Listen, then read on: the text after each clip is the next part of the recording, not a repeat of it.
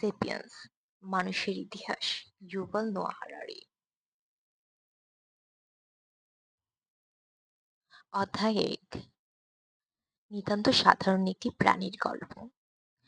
আজ থেকে প্রায় 1350 বছর আগে বিগ ব্যাং নামে পরিচিত এক মহাবিস্ফোরণের মধ্য দিয়ে সৃষ্টি হয় পদার্থের। উৎপত্তি লাভ করে শক্তি সূচনা ঘটে সময়ের, আর রচিত হয় মহাশূন্য। জ্ঞানের যে শাখা মহাবিশ্ব সম্পর্কিত এসব মৌলিক বিষয় নিয়ে আলোচনা করে তাকে আমরা বলি পদার্থবিজ্ঞান। পদার্থ ও শক্তি তৈরি হওয়ার প্রায় 3 লাখ বছর পর তারা একত্রিত হয়ে পরমাণু বা অ্যাটম নামে একটা জটিল কাঠামো গঠন করে। পরমাণু হলো মৌলের ক্ষুদ্রতম একক যা সরাসরি রাসায়নিক পরিবর্তনে অংশ নিতে পারে। এই পরমাণুগুলো পরবর্তীতে বিভিন্নভাবে বিন্যস্ত হয়ে আরো জটিল প্রকৃতির কাঠামোর সূচনা করে, যা অণু নামে পরিচিত।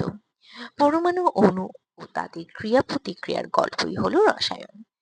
এরও অনেক পরে, আজ থেকে প্রায় 1380 কোটি বছর আগে, এই মহাবিশ্বের পৃথিবী নামক একটি গ্রহে নির্দিষ্ট আকৃতির কিছু অণু মিলিত হয়ে বড় আকারের ও আরো জটিল ধরনের বিশেষ কিছু কাঠামো গঠন করে।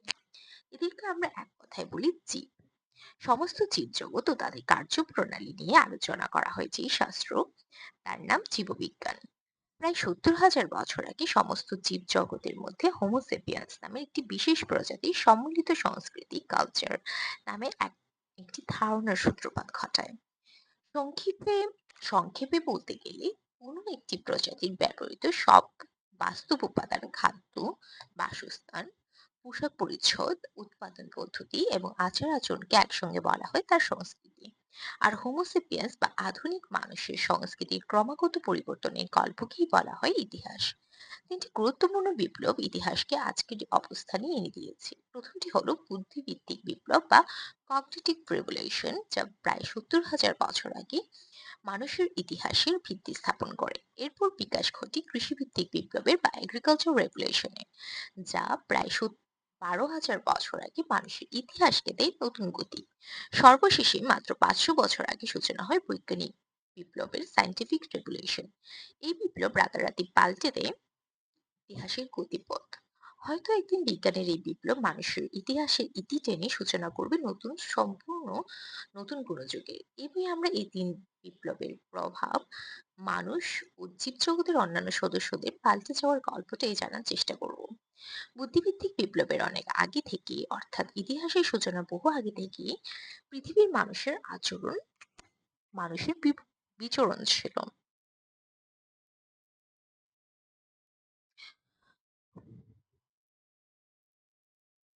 আধুনিক মানুষের মতো বুদ্ধিমান প্রাণীর আবির্ভাব ঘটে 25 লাখ বছর আগে।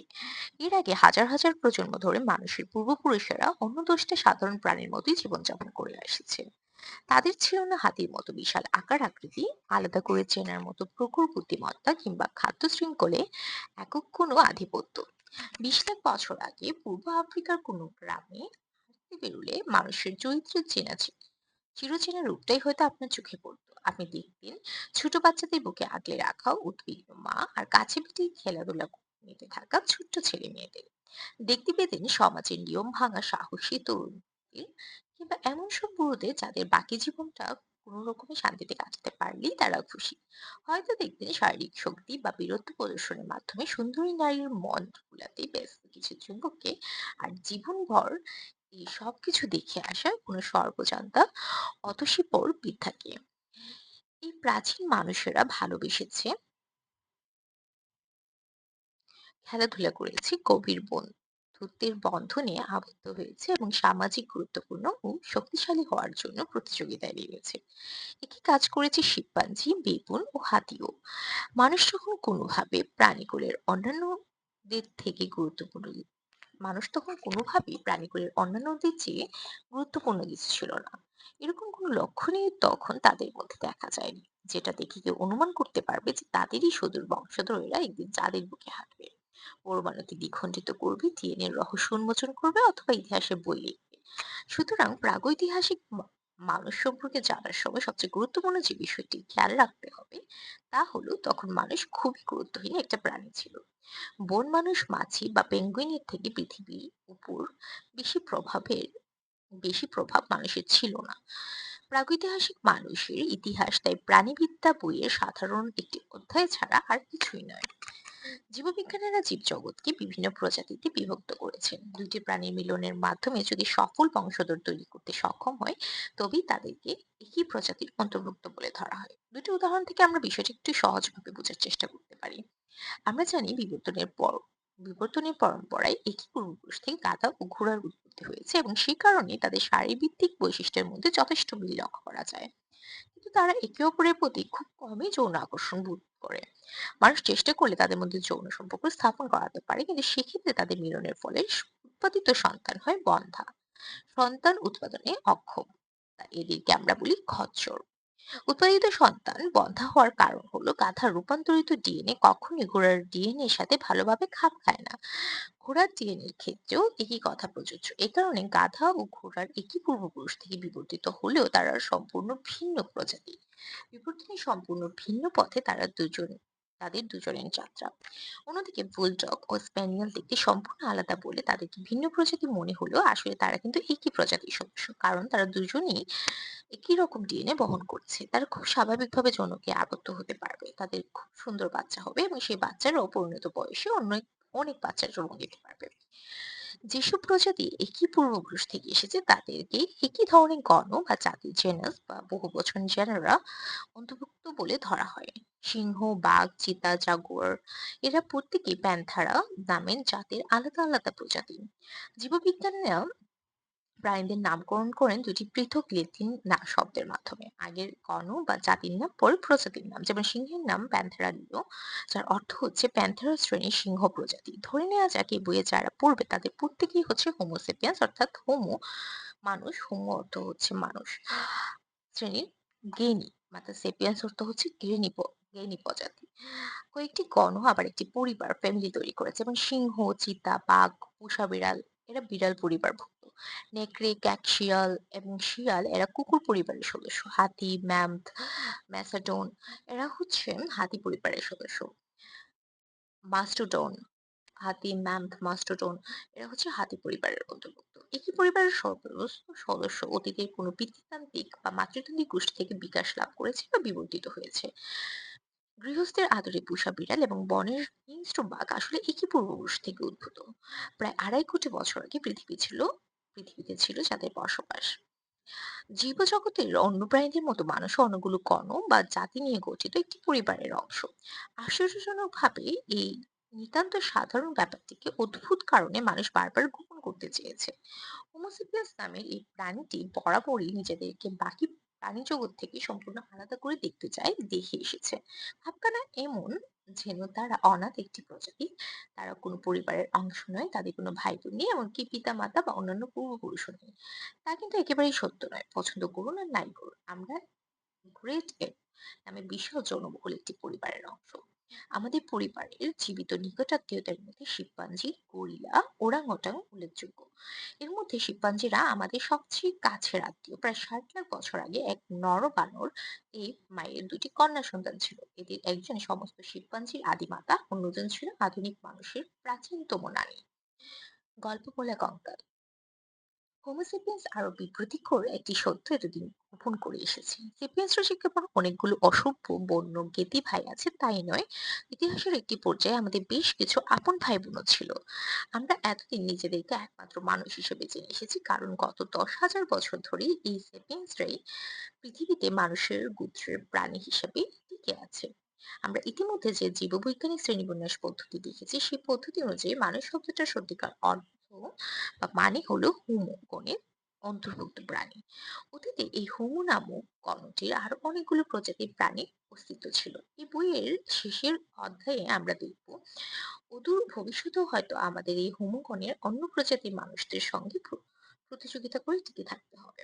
এই নামকরণের ব্যাপারটি পরিষ্কার করার জন্য আমরা অধিকাংশ সময় সেপিয়েন্স বলতে শুধু হোমোসেপিয়েন্স প্রজাতিটিকে বুঝাবো, আর মানুষ শব্দটা হোমো গণের সব প্রজাতির মানুষের জন্য সংরক্ষিত রাখবো। মানুষের প্রথম সন্ধান মিলে পূর্ব আফ্রিকার প্রায় 15 লাখ বছর আগে। তারা কিন্তু শূন্য থেকে আসেনি। প্রথম দিককার নরবানরের একটা শ্রেণী অস্ট্রালোপিথেকা অস্ট্রালোপিথেকাস অস্ট্রালোপিথেকাস থেকে বিবর্তনের মাধ্যমে তাদের উদ্ভব। এই জটিল আকারের নামের সঙ্গে ভৌগোলিক অস্ট্রেলিয়ার কোনো সম্পর্ক নেই। অস্ট্রালোপিথেকাস এর শাব্দিক অর্থ হলো দক্ষিণের নরমানব বা সাউথ ইন্ডিয়া। প্রায় 20 লাখ বছর আগে কিছু মানুষ পূর্ব আফ্রিকা ত্যাগ করে উত্তর আফ্রিকা, মধ্যপ্রাচ্য ও এশিয়ার বিভিন্ন স্থানে ছড়িয়ে পড়ে। প্রত্যেকটি জায়গায় নতুন জায়গায় এরা বিরূপ অবস্থান, নতুন আবহাওয়া ও জলবায়ু, ভিন্ন ভৌগোলিক অবস্থান, নতুন প্রাণী, অচেনা গাছপালা ইত্যাদি সম্মুখীন হয়। এত সব অচেনা অবস্থার সঙ্গে নিজেকে খাপ খাওয়ানোর জন্য মানুষ বিভিন্ন জায়গায় ভিন্ন ভিন্ন ভাবে বিবর্তিত হতে থাকে। অনেক অনেক বছর ধরে এরকম চলার পর মানুষের অনেকগুলো আলাদা আলাদা প্রজাতি পৃথিবীতে বিভিন্ন অংশে স্বাধীনভাবে বিকাশ লাভ করে এবং পরবর্তী সময়ে বিজ্ঞানীরা নিজেদের মতো মতো করে সবগুলো প্রজাতির আলাদা আলাদা ল্যাটিন নামকরণ করেন। পশ্চিম ইউরেশিয়ার ইউরোপ ও এশিয়া মানুষের যে প্রজাতি বিকাশ লাভ করে বিজ্ঞানীরা তার নাম দিয়েছেন হোমো নিয়ান্ডারথালসিস, বা সংক্ষেপে নিয়ান্ডারথাল। এর সহজ মানে হলো নিয়ান্ডার উপত্যকার মানুষ। নিয়ান্ডারথাল আমাদের থেকে আকারে অনেক বড় সড়ো এবং পেশিবহুল ছিল। এরা পরক যুগে পশ্চিম ইউরেশিয়ার ঠান্ডা আবহাওয়ার সঙ্গে নিজেকে খুব ভালোভাবে মানিয়ে নিতে পেরেছিল। এশিয়ার একদম পূর্বের দিকে মানুষের যে প্রজাতি বিকাশ লাভ করে তাদেরকে বলা হয় হোমো ইরেক্টাস বা খাড়া মানুষ। এরা প্রায় 20 লাখ বছর আগে পৃথিবীর বুকে বিচরণ করতে পেরেছে। মানুষের আর কোনো প্রজাতি পৃথিবীর বুকে এত বেশি দিন টিকে থাকতে পারেনি। আজকের আধুনিক মানুষ বা হোমোসেপিয়েন্স ওই 20 লাখ বছরের রেকর্ড ভাঙতে পারবে কিনা সে ব্যাপারে যথেষ্ট সন্দেহ আছে। সত্যি কথা বলতে কি, আমাদের পক্ষে আর 1000 বছর টিকে থাকা সম্ভব হবে কিনা সেটাই প্রশ্ন সাপেক্ষ ব্যাপার। লাখ লাখ বছর তো অনেক দূরের ব্যাপার। এবারে দক্ষিণ পূর্ব এশিয়ার ইন্দোনেশিয়ার দিকে একটু তাকানো যাক। ইন্দোনেশিয়ার জাভা দ্বীপে মানুষের আরেকটি প্রজাতি বিকাশ লাভ করে যাদেরকে বলা হয় হোমো সলেনসিস বা সলো উপত্যকার মানুষ। এদিকে ইন্দোনেশিয়ার ফ্লোরেন্স নামে একটি ছোট্ট দ্বীপ তখনও লেখা হচ্ছে ইতিহাসের আরেকটি গুরুত্বপূর্ণ অধ্যায়। বিকাশ হচ্ছে ছোট আকারের এক প্রজাতির মানুষের। সেপিয়েন্স জাতি বিজ্ঞানীরা অনেক পরে যার নাম দেবেন হোমো ফ্লোরিয়েন্সিস বা ফ্লোরিস দ্বীপের মানুষ। মানুষ যখন প্রথম ফ্লোরিস দ্বীপে পৌঁছায় তখন সমুদ্রের উচ্চতা, পানির উচ্চতা ছিল একেবারে কম, ফলে মানুষও সহজেই ফ্লোরিস থেকে মূল ভূখণ্ডে যাতায়াত করতে পারত। সময় যতই অতিবাহিত হলো সমুদ্রের পানির উচ্চতা বাড়তে থাকলো। একসময় ফ্লোরিস দ্বীপ মূল ভূখণ্ড থেকে পুরোপুরি বিচ্ছিন্ন হয়ে গেল। এর ফলে কিছু লোক ফ্লোরিস দ্বীপে আটকা পড়ে গেল। ফ্লোরিস ছিল খুবই ছোট্ট একটা দ্বীপ। এরকম ছোট একটা দ্বীপে অনেক লোকের জন্য যথেষ্ট পরিমাণ খাবার সরবরাহ থাকে না। ফলে লম্বা ও মোটা তাজা লোকজন বেশি বেশি খাবার ছাড়া যাদের চলে না, প্রথমেই তারা খাবারের অভাবে মারা পড়তে লাগলো। কিন্তু ছোটখাটো লোকজন ও প্রাণী যাদের বেঁচে থাকার জন্য কম খাবার প্রয়োজন হয় তারা কোনোভাবে বেঁচে থাকলো। অনেক বছর ধরে এই ঘটনা ঘটে চলল। ছোট আকারের মানুষদের কম খাবার খেয়েও বেঁচে থাকার সম্ভাবনা বেশি ছিল। এ কারণে প্রজন্ম থেকে প্রজন্মে ছোট আকারের মানুষরাই বেশি সংখ্যায় টিকে থাকলো।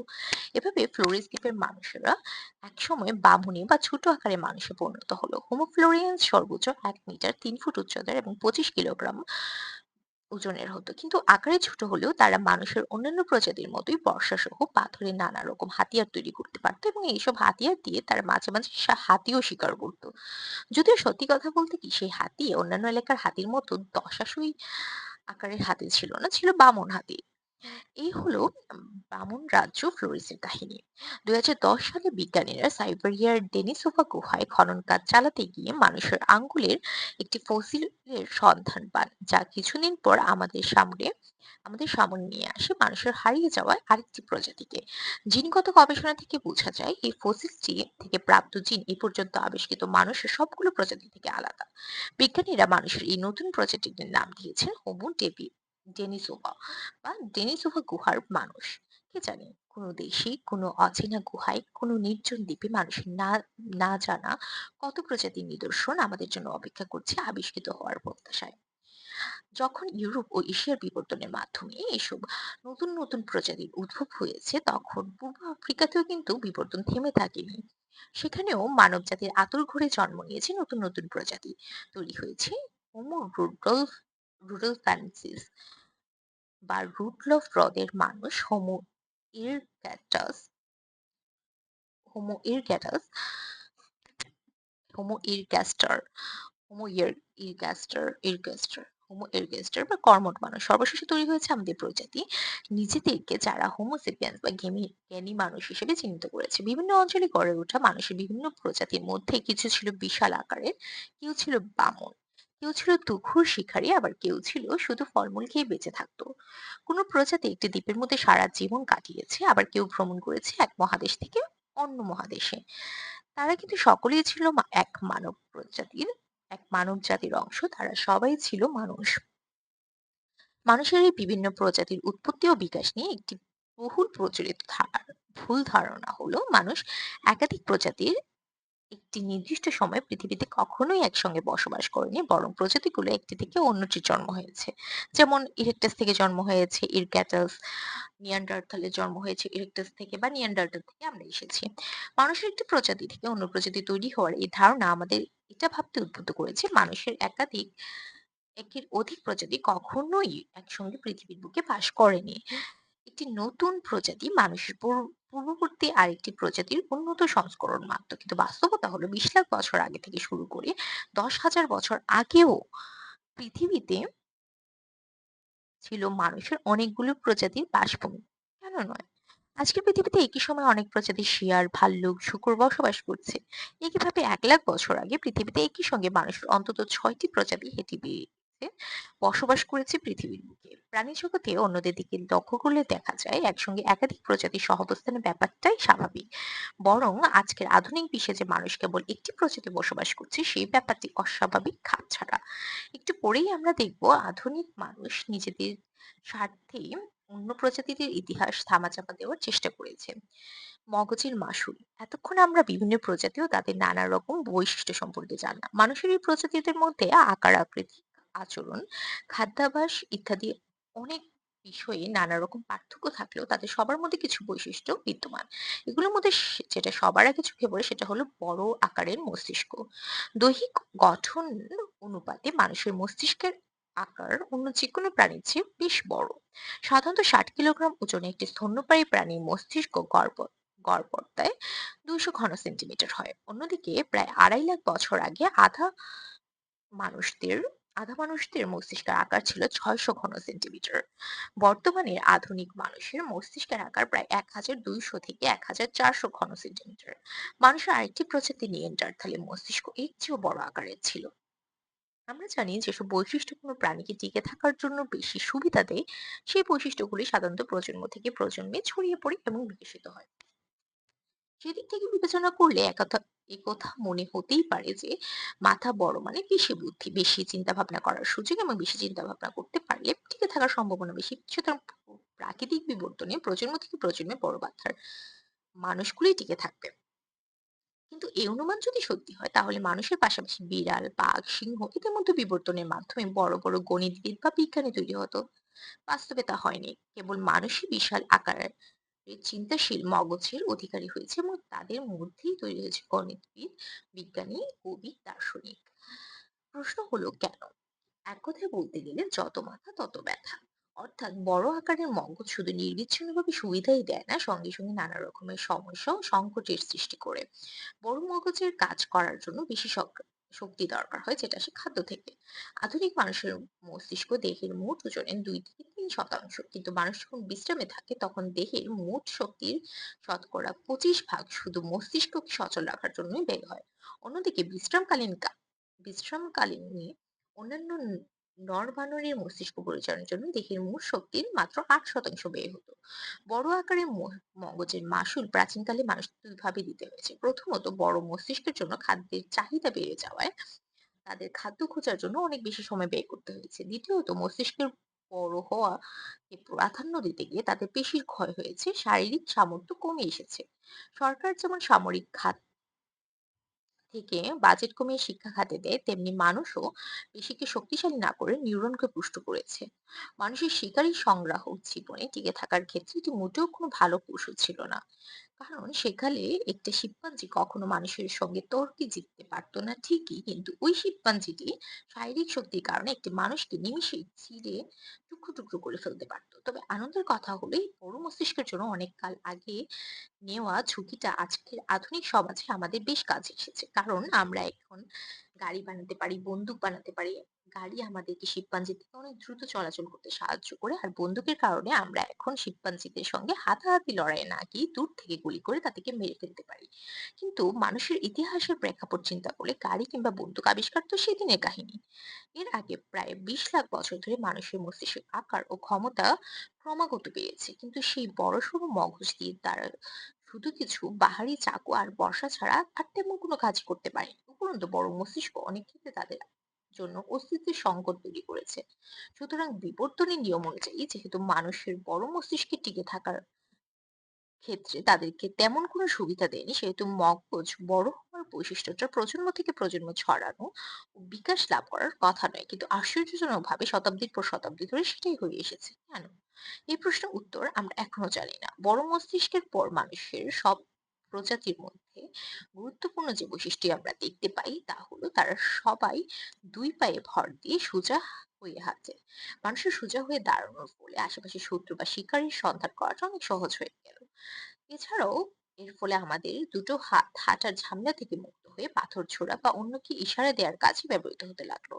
যার হাত যত বেশি দক্ষ, সমাজে তার টিকে থাকার সম্ভাবনা তত বেশি। সে কারণে বহু বছরের বিবর্তনের ফলে ক্রমাগত সূক্ষ্ম পেশি, অধিকতর স্নায়ু সংযোগ, সূক্ষ্ম কাজের জন্য উপযুক্ত হাতের তালু ও আঙ্গুল সমৃদ্ধ মানুষের বিকাশ হতে লাগলো। ফলে মানুষ তার হাত দিয়ে অনেক সূক্ষ্ম কাজে দক্ষতার সাথে সম্পন্ন করতে শিখল। বিশেষ করে উন্নত এই হাত তাদের অনেক সূক্ষ্ম অস্ত্র তৈরি এবং ব্যবহারের সুযোগ করে দিল। সবচেয়ে পুরনো এরকম যে হাতিয়ারটি পুরাতত্ত্ববিদরা পেয়েছেন সেটি প্রায় 25 লাখ বছর আগের। থেকে স্পষ্ট হয়েছে ওই সময় থেকেই হাতে বানানো হাতিয়ারের প্রচলন ছিল। কিন্তু সোজা হয়ে হাঁটার ক্ষেত্রে কিছু ক্ষতিকর দিকও আছে। আমাদের শরীরের কঙ্কালটা লাখ লাখ বছর ধরে বিবর্তিত হয়েছে একটা চার পেয়ে অপেক্ষাকৃত ছোট মাথার প্রাণীকে বহন করার জন্য। সুতরাং হঠাৎ করেই সেই কঙ্কালের পক্ষে একটা দুপায়ে দাঁড়ানো বড় মস্তিষ্কের প্রাণীকে সোজা করে দাঁড়ানোর সুযোগ করে দেওয়াটা বেশ কষ্টসাধ্যই ছিল। আর এই কষ্টসাধ্য কাজের মূল্যও মানুষকে দিতে হয়েছে এবং হচ্ছে। মানুষ তার তীক্ষ্ণ দৃষ্টি এবং দক্ষ হাতের বিনিময়ে কিছু কষ্ট স্বীকার করে নিয়েছে, সেগুলো হলো পিঠ আর ঘাড়ের ব্যথা। মেয়েদের আরো বেশি মূল্য দিতে হয়েছে। সোজা হয়ে দাঁড়ালে কোমর হতে হবে চিকন, যা জন্মনালীকে শুরু করে দেয়। তার উপর সেটা এমন সময়ে ঘটলো যখন নবজাতকদের মাথার আকার বড় থেকে আরো বড় হচ্ছিল।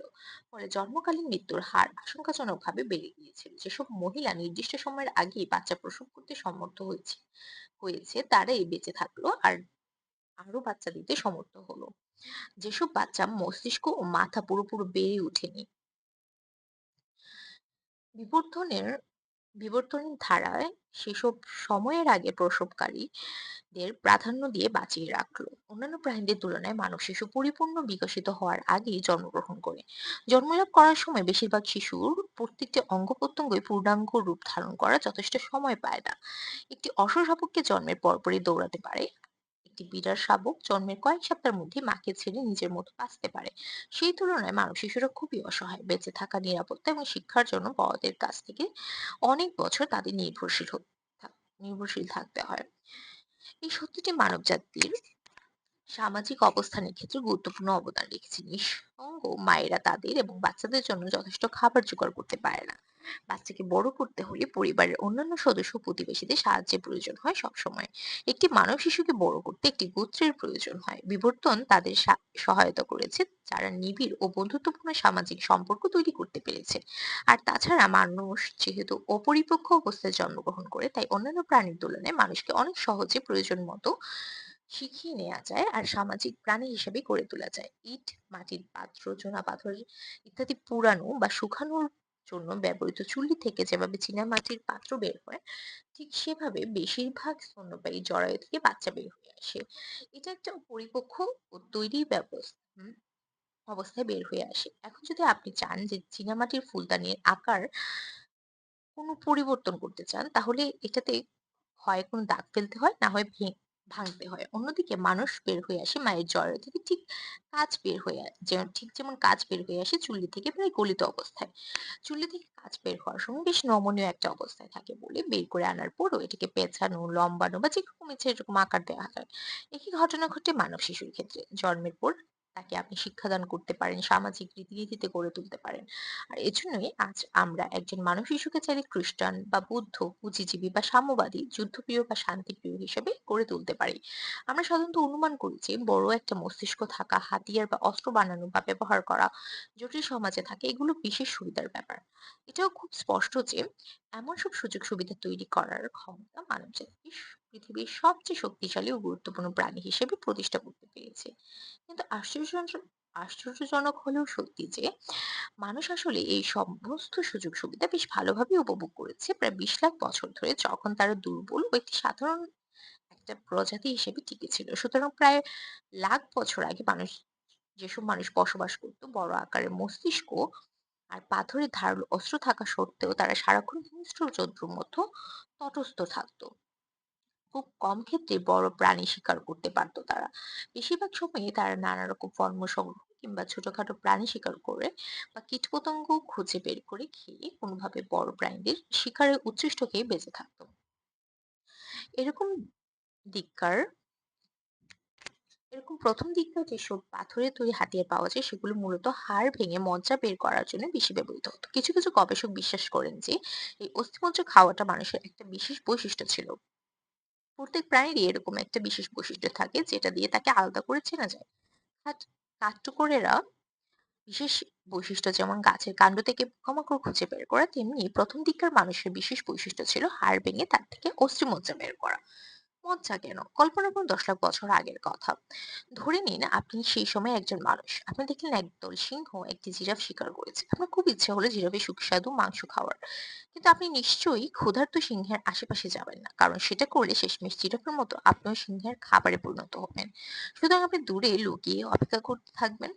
সবার আগে আয়েশ করে জিরাফের মাংস খেয়ে এলো সিংহ মামা। কিন্তু তখনও আপনার পালা আসেনি। সিংহের পর এবার এলো হায়না ও হিংস্র শিয়ালের পালা। তারা সিংহের ফেলে যাওয়া সব খাবার খেয়ে নিল। তারপর আপনার খাবারের পালা। কিন্তু এতক্ষণে আপনার জন্য জিরাফের হাড়ের ভিতরের অস্থিমজ্জা ছাড়া খাওয়ার মতো আর অবশিষ্ট কিছুই নেই। এই হলো 10 লাখ বছর আগেকার মানুষের অবস্থা। আজকের দিনেও মানুষের ইতিহাস ও মনস্তত্ত্ব বোঝার জন্য এটা একটা গুরুত্বপূর্ণ ব্যাপার। প্রায় 20 লাখ বছর আগের কাছাকাছি সময়ে মানুষ ছিল খাদ্যচক্রের মাঝামাঝি পর্যায়ের প্রাণী। লাখ লাখ বছর ধরে আমরা খাদ্যচক্রের এই মাঝামাঝি অবস্থান করেছি। এটা ঠিক যে আমাদের পূর্বপুরুষেরা কচ্ছপ পাখি সহ আরো ছোটখাটো প্রাণী যা পেত সবসময় শিকার করতো, কিন্তু বেশিরভাগ সময় তারা অন্য বড় হিংস্র প্রাণী শিকার হতো। মাত্র 4 লাখ বছর আগে নিয়ান্ডারথালদের মতো কিছু প্রজাতির মানুষ নিয়মিতভাবে বড় প্রাণী শিকার করা শুরু করে। আর আজ থেকে প্রায় 1 লাখ বছর আগে হোমোসেপিয়ান্সদের উত্থানের সময়টাতে মানুষ হঠাৎ করে খাদ্যচক্রের একদম উপরে উঠে যায়। খাদ্যচক্রের মধ্যম অবস্থান থেকে এক লাফে মানুষের শীর্ষে ওঠার এই ঘটনা একটা বড় প্রভাব ফেলে পরবর্তী পৃথিবীতে। সিংহ বা হাঙ্গরের মতো খাদ্যচক্রের উপরের দিকে থাকা প্রাণীরা খুব ধীরে ধীরে তাদের ওই অবস্থানের জন্য বিবর্তিত হয়েছিল। ওই অবস্থানে যেতে তাদের লাখ লাখ বছর সময় লেগেছে। এর ফলে সমস্ত বাস্তুতন্ত্রটাও যথেষ্ট সময় পেয়েছিল নিজেই এমন কিছু ব্যবস্থা করতে যাতে সিংহ বা হাঙ্গরেরা সমস্ত বাস্তুতন্ত্রটা লন্ডভন্ড করতে না পারে। সিংহের হিংস্রতা বাড়ার সাথে সাথে তাল মিলিয়ে হরিণগুলোও শিখে নিয়েছিল আরো দ্রুত দৌড়াতে। হায়নারা অভ্যস্ত হয়েছে একে অন্যকে সাহায্য করার রীতিতে। গন্ডাররা হয়ে উঠেছিল ক্রমশ বদমেজাজি। অন্যদিকে মানুষরা এত দ্রুত খাদ্যচক্রে উপরে উঠে এলো যে তার সঙ্গে তাল মিলিয়ে বাস্তুতন্ত্রে সবকিছু মানিয়ে নেওয়ার সুযোগ পেল না। এমনকি মানুষ নিজেরাও ঠিক মতো মানিয়ে নিতে পারলো না এই পরিবর্তিত পরিস্থিতির সাথে। এর আগে যেসব প্রাণীরা এই শীর্ষ অবস্থানে বসেছে তারা সবাই ছিল বেশ অভিজাত রাজকীয় প্রাণী। লাখ লাখ বছর ধরে অর্জন করা আধিপত্য তাদের আত্মবিশ্বাসে পরিপূর্ণ করেছিল। অন্যদিকে সেপিয়ান্স ছিল অনেকটা ভুঁইফুর এক নায়ক। কদিন আগেই তৃণভূমিতে চড়ে বেড়ানো এক মামুলি প্রাণী হঠাৎ শীর্ষে ওঠার ফলে তাদের মধ্যে চূড়ান্ত ভয় আর উৎকণ্ঠা কাজ করতো নিজেদের অবস্থান হারানোর কথা ভেবে। এই অনিশ্চয়তা তাদের করে তুলল আরো নৃশংস, ভয়ঙ্কর। ভয়ঙ্কর যুদ্ধ থেকে শুরু হলো প্রাকৃতিক দুর্যোগের মতো ইতিহাসের বড় বড় বিপর্যয়ের অনেকগুলি সংঘটিত হয়েছে মূলত খাদ্যচক্রে মানুষের এই অপ্রত্যাশিত লাভের কারণে। আগুনের কেরামতি ও রান্নার জাদু শীর্ষে পৌঁছানোর জন্য মানুষ অন্যতম গুরুত্বপূর্ণ পদক্ষেপ ছিল আগুনকে বশীভূত করা। আমরা এখনো সঠিকভাবে ঠিক জানি না ঠিক কখন, কোথায়, কিভাবে আমাদের পূর্বপুরুষরা আগুনকে আয়ত্তে এনেছিল। প্রায় 8 লাখ বছর আগে হয়তো কিছু মানুষ মাঝে মধ্যে আগুন ব্যবহার করতো, কিন্তু প্রায় 3 লাখ বছর আগে হোমো ইরেকটাস, নিয়ান্ডারথাল আর হোমোসেপিয়ান্সের পূর্বপুরুষরা প্রতিদিন দিনের নিত্য প্রয়োজনীয় কাজেই আগুন ব্যবহার করেছে। আগুন অন্ধকারে আলো দিয়েছে, ঠান্ডায় দিয়েছে উষ্ণতা। এমনকি সিংহ ও ভাল্লুকের মতো বিপজ্জনক প্রাণীদের ঘায়েল করার মোক্ষম অস্ত্র ছিল আগুন। এর কিছুদিন পরে মানুষ তার আশেপাশের বন জঙ্গল আগুন দিয়ে পুরানো শুরু করে। একবার বন পোড়া শেষ হলে আর আগুনের শিখা নিভে গেলে মানুষ অনায়াসে সেখানে রাস্তা করে যেতে পারতো। পাওয়া যেত আগুনে পোড়া অনেক প্রাণী যেগুলো অনায়াসে খাওয়া যেত। খাদ্যের সহজ সমাধান ছিল এই বন পোড়ানো। এটি ছিল আগুনের বেশ গুরুত্বপূর্ণ একটা সুবিধা। কিন্তু মানুষকে রান্না করার ক্ষমতা দেওয়াটাই সম্ভবত আগুনের সবচেয়ে গুরুত্বপূর্ণ অবদান ছিল। আমরা সাধারণত মানবজাতির ইতিহাসে রান্নাকে খুব বড় একটা পদক্ষেপ বা উন্নতি হিসেবে দেখি না, অথচ ভেবে দেখলে মানুষের ইতিহাসে রান্নার গুরুত্ব অপরিমেয়। রান্নার ফলে প্রাকৃতিক খাদ্য সম্পাদনের নতুন নতুন খাবারের একটি বিশেষ সম্ভাবনা দ্বার উন্মুক্ত হয়। প্রকৃতিতে এমন অনেক খাবারই ছিল যেগুলো রান্না করা ছাড়া খেয়ে মানুষ হজম করতে পারতো না।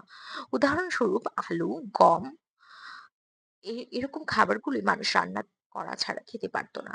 রান্না শেখার পরে মানুষ অনেক নতুন নতুন খাবার খাওয়া শুরু করলো। আরেকটি সুবিধা হলো রান্নার ফলে জীবাণু ও পরজীবী প্রাণী মারা গেল, বিশেষ করে মাংসের ক্ষেত্রে। অন্য আরো অনেক খাবারের ক্ষেত্রেও তাই ঘটলো। ফলে একবার যখন মানুষ রান্না করে খাবার খাওয়া শুরু করলো তখন থেকেই অনেক রকম স্বাস্থ্য ঝুঁকি থেকে তারা রক্ষা পেল। অন্যথায় নানা রকম জীবাণু তাদের শরীরে প্রবেশ করতো, বসবাস করতো, বংশবৃদ্ধি করতো এবং মানুষের মৃত্যুর কারণ হতো। রান্না করার ফলে খাবার চিবানোর সময় কিংবা হজমের সময়টা গেল কমে। আমাদের খুব কাছের আত্মীয় শিম্পাঞ্জি করে প্রতিদিন প্রায় 5 ঘন্টা খাবার চিবায়। আমাদের পরিপাকতন্ত্র যাতে সহজেই খাবার হজম করতে পারে এর জন্য তারা এমনটা করে। যারা আগুন দিয়ে খাবার খাবার রান্না করে খায় তাদের জন্য সারাদিনে 1 ঘন্টা এই কাজের জন্য যথেষ্ট এবং খাবার হজম করার জন্য তাদের অনেক কম শক্তি পেয়ে প্রয়োজন হতো। সুতরাং দেখা যাচ্ছে রান্নার আবিষ্কারের ফলে মানুষের খাবার হজমের কাজটা অনেকটা সহজ হয়ে গেল। ফলে মানুষ ছোট ছোট দাঁত অপেক্ষাকৃত কম শক্তিশালী চোয়াল এবং ছোট খাদ্যনালী ও অন্ত্র দিয়েও অনায়াসে বেঁচে থাকতে পারলো। কিছু কিছু বিশেষজ্ঞ মনে করেন যে রান্না থেকে খাবার খাওয়া শুরুর সঙ্গে মানুষের অন্ত্র বা খাদ্যনালী ছোট হওয়া এবং মস্তিষ্কের আকার সরাসরি বৃদ্ধির সরাসরি যোগাযোগ আছে। যেহেতু দীর্ঘ অন্ত্র, বড়সড় মস্তিষ্ক দুইটারই অনেক বেশি শক্তির দরকার হতো চলার জন্য তাই দুইটির সঙ্গে একসঙ্গে থাকাটা বেশ ঝামেলার ব্যাপার। তাই অন্ত্রের আকার ছোট করে তার শক্তির ব্যবহার কমিয়ে রান্না আমাদের আরো বড় মস্তিষ্কের অধিকারী প্রাণীতে রূপান্তরিত হওয়ার পথ সুগম করে দিল। আর তার ফলই পরবর্তীকালে নিয়ান্ডারথাল ও সেপিয়েন্সের উদ্ভব হলো। আর এজন্যই বহু বিজ্ঞানী বলে থাকেন যে মানুষ ও অন্যান্য প্রাণীদের মধ্যে প্রথম যে বড় রকম পার্থক্য তৈরি হয় সেটি হলো আগুনের কারণে। আগুনকে আয়ত্তে এনেই মানুষ অন্যান্য প্রাণী থেকে নিজেদেরকে উচ্চ পর্যায়ে উপনীত করেছে। প্রকৃতিতে প্রায় সমস্ত প্রাণীর শক্তি মূলত তাদের শারীরিক শক্তির উপর নির্ভর করে। আর শারীরিক শক্তি নির্ভর করে তাদের পেশি শক্তিমত্তা বা দাঁতের আকারের উপর। প্রাণীটি যদি পাখি হয় তাহলে ডানার আকৃতিও তার শক্তি জানান দেয়। যদিও এটা সত্যি যে নিজের শারীরিক শক্তির বাইরে কিছু কিছু প্রাণী প্রাকৃতিক শক্তিকেও কাজে লাগাতে পারে, কিন্তু সেটার উপর কোনো নিয়ন্ত্রণ তারা রাখে না। যেমন ঈগল খুব সহজভাবেই চিহ্নিত করতে পারে কোন জায়গায় গরম বাতাস বইছে কিনা। তখন তারা সেখানে তাদের পাখা মেলে ধরে যাতে গরম বাতাস তাদের ঠেলে উপরের দিকে তোলে। কিন্তু গরম বাতাসের স্তরগুলো কোথায় কখন তৈরি হবে এই ব্যাপারটাতে ঈগলের কোনো নিয়ন্ত্রণ নেই। এমনকি যখন পাখি মেলে তারা গরম বাতাস ব্যবহার করে উপরের দিকে উঠে তখনও তাদের কোনো নিয়ন্ত্রণ থাকে না এই বাতাসের উপর। বাতাস কতটুকু শক্তি তারা কাজে লাগাতে পারবে এটা নির্ভর করে তাদের ডানার বিস্তারের উপর, তাদের ইচ্ছার উপর নয়। মানুষ যখন আগুন আয়ত্তে আনতে শিখলো তখন তারা এমন একটা শক্তিকে নিয়ন্ত্রণ হাতে পেল যার সম্ভাব্য ব্যবহার অফুরন্ত। এগুলোর কোনো নিয়ন্ত্রণ নেই গরম বাতাসের স্তরের উপর, কিন্তু মানুষের যে কোনো সময় চাইলেই আগুন জ্বালাতে পারে। এটা মানুষের সিদ্ধান্তের ব্যাপার। তার চেয়েও বড় কথা হলো আগুনের শক্তি মানুষের শারীরিক শক্তির উপর নির্ভরশীল নয়। একজন মহিলা একটি বাতি বা চকমকি পাথর ব্যবহার করে সে চাইলেই ঘন্টা খানেকের মধ্যে পুরো একটা বন জ্বালিয়ে দিতে পারবে। বস্তুত আগুনকে আয়ত্তে আনাটা মানুষের ভবিষ্যৎকে নিয়ন্ত্রণ করার একটা পূর্বাভাস মাত্র। সে সময় আগুনকে নিয়ন্ত্রণ করা ছিল আজকের আণবিক বোমার বানানোর প্রথম পদক্ষেপ। হারানো ভাই বোনের খোঁজে আগুনের ব্যবহার আয়ত্ত করার পরেও প্রায় 1.5 লাখ বছর আগের মানুষ অন্যান্য প্রাণীদের থেকে নিজেকে খুব একটা আলাদা করে তুলতে পারেনি। হ্যাঁ, আগুনের বদৌলতে তাদের ঝুঁইতে যুক্ত হয়েছে নতুন কিছু দক্ষতা। তারা এখন সিংহকে কাছে ঘেঁষতে দেয় না, শীতের রাতে কৃত্রিম কৃত্রিম উত্তাপ উপভোগ করে, এমনকি ছোটখাটো একটা জঙ্গল জ্বালিয়ে দিতেও পারে। তারপরেও ইন্দোনেশিয়ার দ্বীপপুঞ্জ আর আইবেরীয় উপদ্বীপে, বর্তমানে স্পেন ও পর্তুগাল অঞ্চলে, তখন সব মিলিয়ে মোট 10 লাখ মানুষও ছিল না। বিশাল বাস্তুতন্ত্রের মধ্যে সেটা ছিল নিতান্তই নগণ্য। এই সময়টাতে হোমোসেপিয়েন্স প্রজাতি পৃথিবীতে টিকে থাকলেও তাদের সম্পূর্ণ অবস্থিতি ছিল কেবল আফ্রিকার এক কোণে।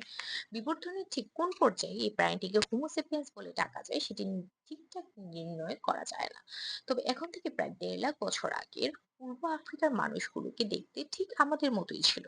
এ ব্যাপারে বেশিরভাগ বিজ্ঞানী একমত। তখনকার একটি মানুষের মৃতদেহ যদি ঘটনাচক্রে আজকের কোনো মর্গে চলে আসে, সেই মৃতদেহকে দেখে আপাতদৃষ্টিতে কেউ বলতে পারবে না সেটা এখনকার না 1.5 লাখ বছর আগের। সেই 1.5 লাখ বছর আগেই মানুষের দাঁত ও চোয়াল ছোট হয়ে এসেছে আর মস্তিষ্ক হয়েছে অনেক বড়। এর পুরো কৃতিত্ব হলো আগুনের। বিশেষজ্ঞরা এ ব্যাপারে একমত যে প্রায় 70,000 বছর আগে কিছু সেপিয়ান্স পূর্ব আফ্রিকা থেকে আরব উপদ্বীপে পৌঁছায়। সেখান থেকে তারা খুব দ্রুত পুরো ইউরেশিয়ায় বিস্তার লাভ করে। ইউরেশিয়া হলো ইউরোপ ও এশিয়ার একত্রিত এলাকা। সেপিয়ান্স যখন মধ্যপ্রাচ্যে আসে, তখন ইউরেশিয়ার বেশিরভাগ এলাকা অন্যান্য প্রজাতির মানুষে ভরপুর। পরবর্তী সময়ে হার কোথায় হারালো মানুষের অন্যান্য প্রজাতির সদস্যরা, এ ব্যাপারে দুইটা পরস্পর বিরোধী তথ্য আছে। একটি হলো সংকর প্রজনন বা ইন্টারব্রিডিং তথ্য। এই তথ্য নিজের প্রজাতির সদস্য অন্যান্য প্রজাতির সদস্যদের সঙ্গে একটি প্রাণীর প্রজননের সম্বন্ধ আলোচনা করে। এ তথ্য অনুযায়ী আফ্রিকার মানুষ পৃথিবীতে ছড়িয়ে পড়ার সঙ্গে সঙ্গে এক প্রজাতির মানুষ আরেক প্রজাতির সঙ্গে প্রজননে লিপ্ত হয়। আর আজকের আধুনিক মানুষ এই সংকর প্রজননের ফলাফল। উদাহরণ, যখন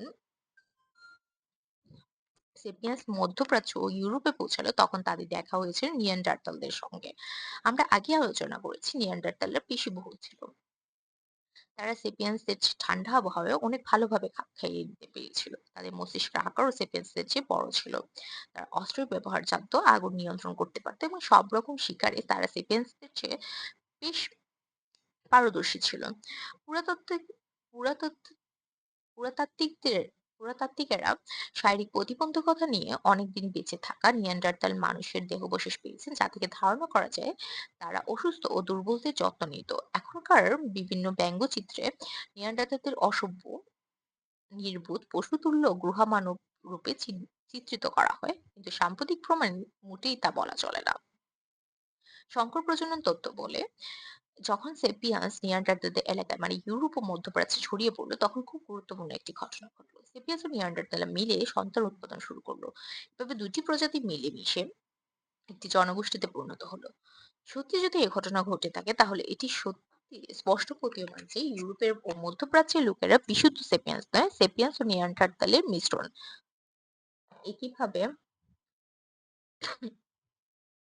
সংকর প্রজনন তথ্য অনুযায়ী যখন সেপিয়ান্সরা 70,000 বছর আগে চীন পৌঁছায়, তখন সেখানেও একই ঘটনা ঘটে। তারা স্থানীয় হোমো ইরেক্টাসদের সঙ্গে মিশে এবং সন্তান উৎপাদন করে।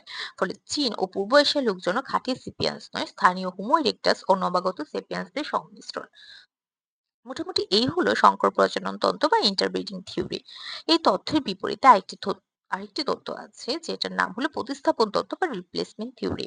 এই প্রতিস্থাপন তত্ত্ব পুরো বিপরীত ধরনের একটা গল্প বলে আমাদের। এই গল্প অসহিষ্ণুতার, এই গল্প ঘৃণার, এই গল্প সম্ভবত গণহত্যারও। প্রস্তাবিত তথ্য অনুযায়ী সেপিয়ান্সের সঙ্গে অন্য কোনো প্রজাতির মানুষের নিয়ান্ডারতাল বা ইরেক্টাসে কারোর সঙ্গে কোনো প্রকার যৌন সম্বন্ধ সংঘটিত হয়নি। সেপিয়ান্স ও নিয়ান্ডারতালদের দেহের গঠন ছিল ভিন্ন এবং তাদের প্রত্যেকের আলাদা আলাদা যৌন মিলন প্রক্রিয়াও ছিল। এমনকি তাদের শরীরে গন্ধও ছিল ভিন্ন ভিন্ন। অন্য কোনো প্রজাতির সঙ্গে যৌন মিলনে আবদ্ধ হওয়ার প্রতি তাদের খুব কমই আগ্রহ ছিল। যদি কোনো নিয়ান্ডারতাল সেপিয়ান্স জুলিয়েটের প্রেমে পড়েও এবং তাদের কোনো সন্তানও হয়, প্রতিস্থাপন তথ্য অনুযায়ী এই শিশুটি হবে বন্ধ্যা বা ইনফার্টাইল। ঠিক যেভাবে গাধা ও ঘোড়ার মিলিত হতে পারে, কিন্তু তারা শুধু প্রজনন অক্ষম খচ্চরই জন্ম দিতে পারে। একইভাবে নিয়ান্ডারথাল, রোমিও এবং সেপিয়ান্স জুলিয়েট কেবল প্রজনন অক্ষম সংকর প্রজাতি সৃষ্টি করতে পারে। সুতরাং প্রতিস্থাপন তথ্য অনুযায়ী সেপিয়ান্স ও নিয়ান্ডারথাল এই দুটি জনসমষ্টি স্পষ্টভাবে আলাদাই রয়ে গেল। তারপর যখন নিয়ান্ডারথাল মারা গেল বা খুন হলো, তাদের জিনগুলো শেষ হয়ে গেল, নিয়ান্ডারথালরা মানুষের বিবর্তনও থেমে গেল। এই দৃষ্টিকোণ থেকে দেখলে সেপিয়ান্স অন্য প্রজাতির মধ্যে কোনো সম্পর্ক স্থাপন না করেই তারা সম্পূর্ণ দখল করে নিল। এটিই যদি সত্য হয় তাহলে বলা যায় আজকের পৃথিবীর প্রত্যেকটি মানুষ ৬০,০০০ বছর আগের পূর্ব আফ্রিকার মানুষেরই বংশধর। আমরা সবাই নির্বিচার হোমো সেপিয়ান্স।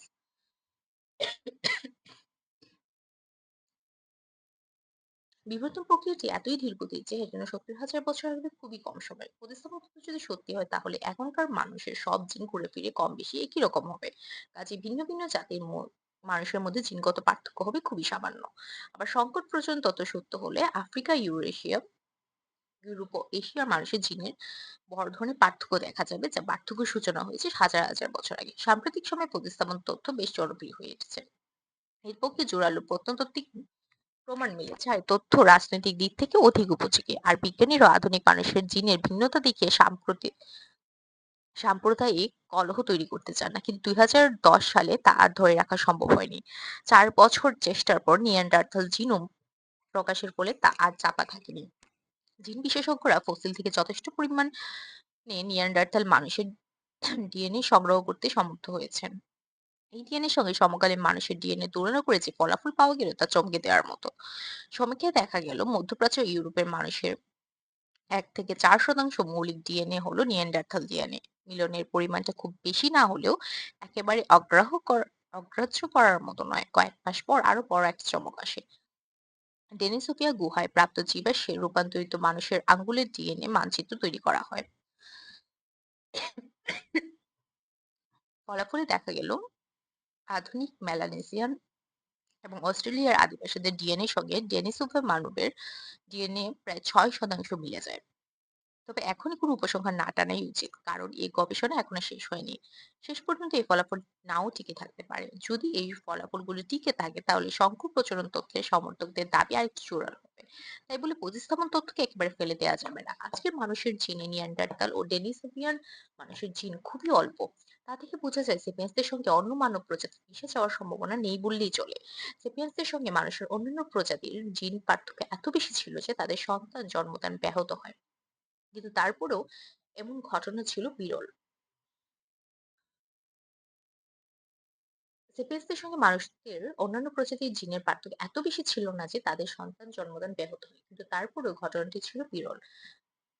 তাহলে জীববিজ্ঞানের দৃষ্টিকোণ থেকে আমরা সেপিয়েন্স, নিয়ান্ডারথাল আর ডেনিসোভার মধ্যে সম্পর্ক বুঝবো কিভাবে? যে পরিষ্কার যে ঘোড়া ও গাধার মতো তারা সম্পূর্ণ আলাদা প্রজাতি নয়। আবার এরা বুলডগ ও স্পেনিয়ালের মতো একই প্রজাতির আলাদা সদস্যও ছিল না। জীববিদ্যার পার্থক্যগুলো সবসময় সাদা কালোর মতো স্পষ্ট হয় না। এর মধ্যে কিছু সন্দেহজনক ব্যাপার-স্যাপারও থাকে। একই পূর্বপুরুষ থেকে উদ্ভূত ঘোড়া ও গাধা একসময় একই প্রজাতির দুটি ভিন্ন ধরনের সদস্যই ছিল। ঠিক বুলডগ ও স্পেনিয়ালের মতো। তাহলে নিশ্চয়ই এমন একটা সময় ছিল যখন এই দুই ধরনের প্রাণীর আন্তঃপ্রজননে প্রজননক্ষম সন্তান জন্ম দিতে পারত। তারপর তাদের জিনের কোনো পরিবর্তন বা মিউটেশনের কারণে সেটা বন্ধ হয়ে গেল আর দুটি প্রাণীকে বিবর্তন এগিয়ে নিয়ে গেল দুটি ভিন্ন পথে। তাহলে ব্যাপারটা দাঁড়াচ্ছে এমন যে প্রায় ৫০,০০০ বছর আগে সেপিয়ান্স, নিয়ান্ডারথাল এবং ডেনিসোভা ঠিক এমন একটা